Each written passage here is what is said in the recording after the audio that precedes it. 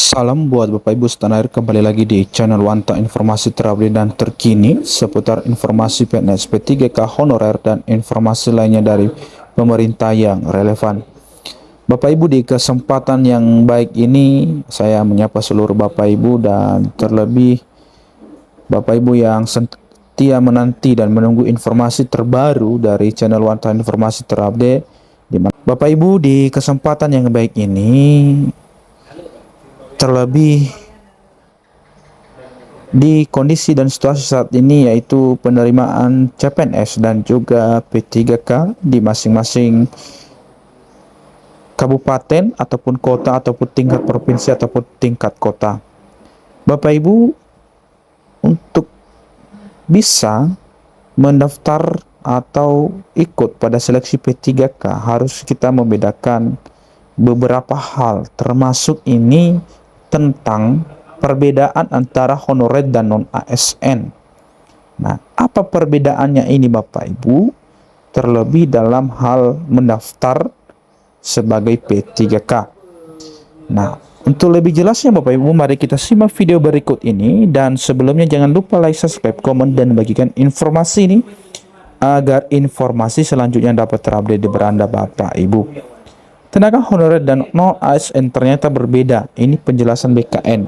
Non-ASN yang tidak terdaftar BKN bisa masuk P3K 2024. Badan Kepegawaian Negara BKN memberikan penjelasan mengenai perbedaan antara tenaga honorer dan tenaga non-ASN, serta peluang bagi tenaga non-ASN yang tidak terdaftar di database BKN untuk mengikuti seleksi P3K 2024.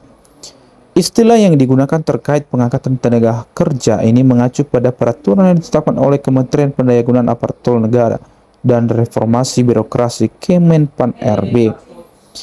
Deputi Bidang Mutasi Kepegawaian BKN Aris Windianto menjelaskan bahwa tenaga honorer kategori 2 THK2 merujuk pada program pengangkatan tenaga honorer menjadi CPNS pada tahun 2024.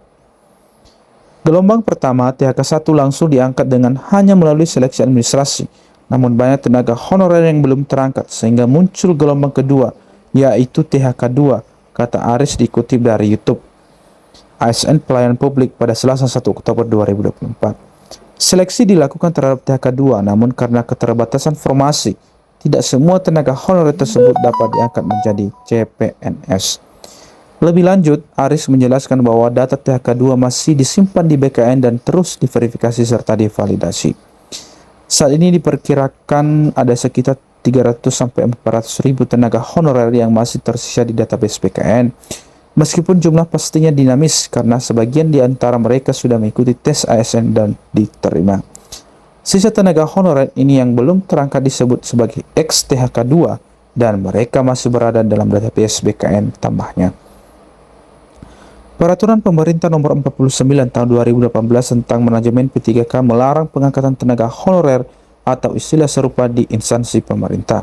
Sebagai gantinya dilakukan penataan tenaga non-ASN yang menghasilkan sekitar 1,7 juta data tenaga non-ASN, meskipun kini jumlahnya berkurang menjadi sekitar 1,3 juta setelah verifikasi dan validasi oleh BKN dan BPKP. Namun, Aris juga menegaskan bahwa masih ada banyak tenaga non-ASN yang bekerja di instansi pemerintah tetapi tidak terdaftar di database BKN.